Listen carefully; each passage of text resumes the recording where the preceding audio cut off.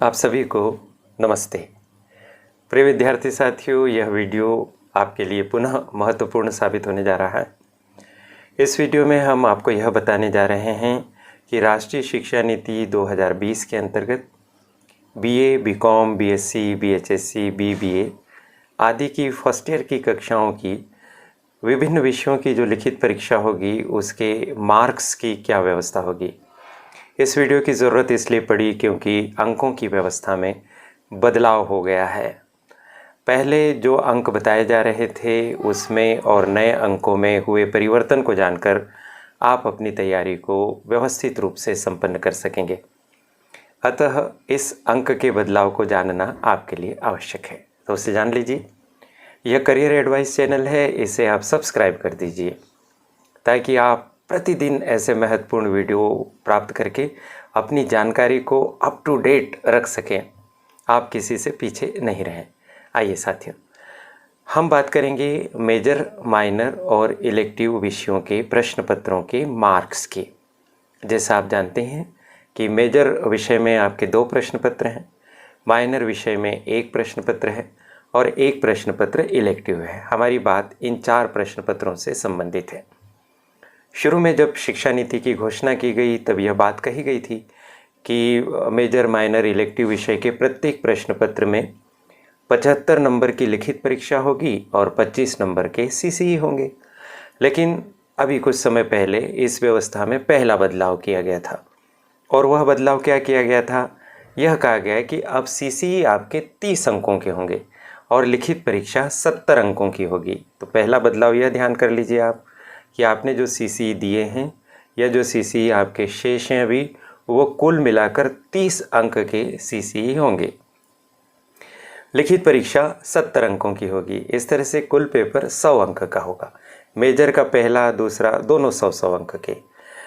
Minor का एक ही paper है, वह 100 अंक का, और इलेक्टिव का भी 100 अंक का। और प्रत्येक पेपर में 70 अंक की लिखित परीक्षा और 30 अंक का सीसीई। ठीक है, अब अंदर प्रश्न कितने आएंगे पेपर में 70 अंकों के लिए?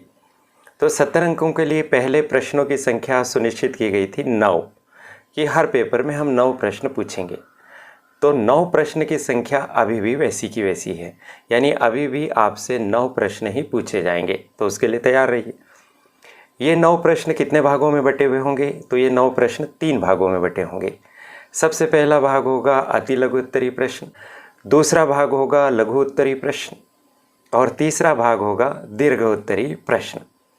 अति लघु उत्तरीय प्रश्नों की संख्या कितनी रहेगी? 3। पहले भी 3 ही थी। लघु उत्तरीय प्रश्नों की संख्या कितनी रहेगी? 4। पहले भी 4 ही थी। दीर्घ उत्तरीय प्रश्नों की संख्या कितनी रहेगी? 2। पहले भी 2 थी। फिर बदलाव क्या हुआ? बदलाव हुआ है इनकी मार्किंग में। शुरू में लघु उत्तरीय प्रश्न, अति लघु उत्तरीय प्रश्न के लिए शुरू में जो अंक रखे गए थे वो हर प्रश्न के लिए केवल 3 अंक रखे गए थे। ठीक है, तो 3 3 9 अंकों के अति लघु उत्तरीय प्रश्न पहले वाली व्यवस्था में होना था। अब अति लघु उत्तरीय प्रश्नों के अंक को बढ़ा दिया गया है। अब 3 की बजाय प्रत्येक अति लघु उत्तरीय प्रश्न 4 अंक का होगा। तो 3 अति लघु उत्तरीय प्रश्न 12 अंक के हो गए।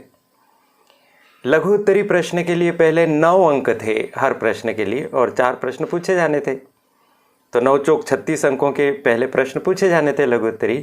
लेकिन अब नई व्यवस्था में लघु उत्तरीय प्रश्नों के मार्क्स कम कर दिए गए हैं। 9 की तुलना में अब प्रत्येक लघु उत्तरीय प्रश्न 7 अंकों का पूछा जाएगा, 4 पूछे जाएंगे। तो 7 चौक 28। 12 नंबर के अति लघु उत्तरीय, 28 नंबर के लघु उत्तरीय। यहाँ तक आते आते आपके प्रश्न हो गए कुल 7 और अंक हो गए 40। अब बचे दीर्घ उत्तरीय। दीर्घ उत्तरीय का प्रत्येक प्रश्न पहले की तरह 15 अंक का पूछा जाएगा। 2 प्रश्न पूछे जाएंगे दीर्घ उत्तरीय, 2 प्रश्नों के कुल अंक हो गए 30। तो 40 और 30 70। क्या आपको बात स्पष्ट हो गई? पहले अति लघु उत्तरीय प्रश्न 3 अंक का पूछा जाता था, अब 4 अंक का पूछा जाएगा। पहले लघु उत्तरीय प्रश्न 9 अंक के पूछने की व्यवस्था थी, अब लघु उत्तरीय प्रश्न 7 अंक का पूछा जाएगा। दीर्घ उत्तरीय प्रश्न पहले भी 15 अंक का था और अभी भी 15 अंक का है। इस तरह से कुल मिलाकर 9 प्रश्न और 9 प्रश्नों के लिए बदले हुए अंकों की व्यवस्था, 70 अंकों का आंतरिक विभाजन आपको बता दिया गया है। 30 नंबर के सीसी हैं, इस हिसाब से आप तैयारी कीजिए। और क्या क्या बदलाव हुए, वीडियो बहुत लंबा हो जाएगा, तो अगले वीडियो की प्रतीक्षा कीजिए, आपके हर प्रश्न का जवाब मिलेगा। यह जो जानकारी है ये समाचार पत्र दैनिक भास्कर में प्रकाशित समाचार के अनुसार है और पूरी उम्मीद है कि यह जानकारी आखिरी तक चलेगी। यदि इसमें और कोई बदलाव होता है तो आप चिंता मत कीजिए, आपको यथा समय हम सूचना देंगे। क्योंकि इस चैनल का नाम है करियर एडवाइस चैनल। मुझे अपनी बात कहने का अवसर मिला, इसके लिए चैनल की संचालिका प्रीति गुलवानिया जी के प्रति बहुत बहुत आभार। उनकी अत्यंत परिश्रमी टीम को भी बहुत बहुत धन्यवाद। आपको शुभकामनाएं।